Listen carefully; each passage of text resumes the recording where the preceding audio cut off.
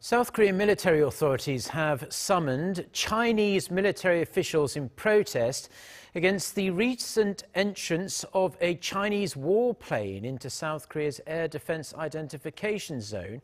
Seoul stressed that such acts raise unnecessary tension in the region.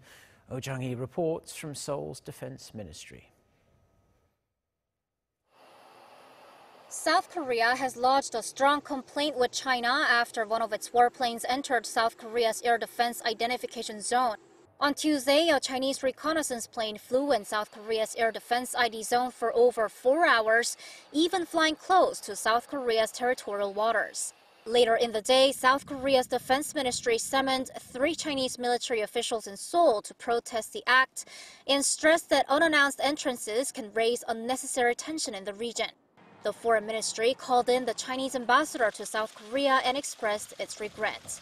This marks the second time this year that a Chinese warplane has flown into South Korea's air defense zone, the first happening in late January.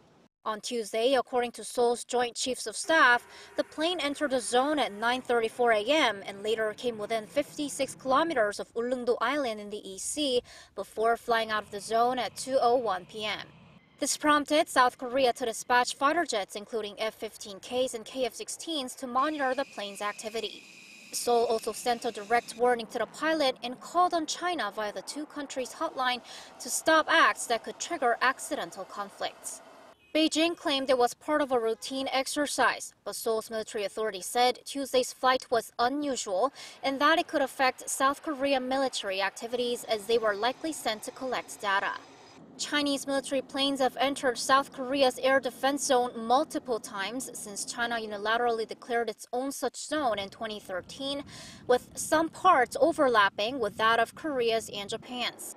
But their flights had remained south of the peninsula until now, which is why Seoul's military authorities saw Tuesday's flight as threatening.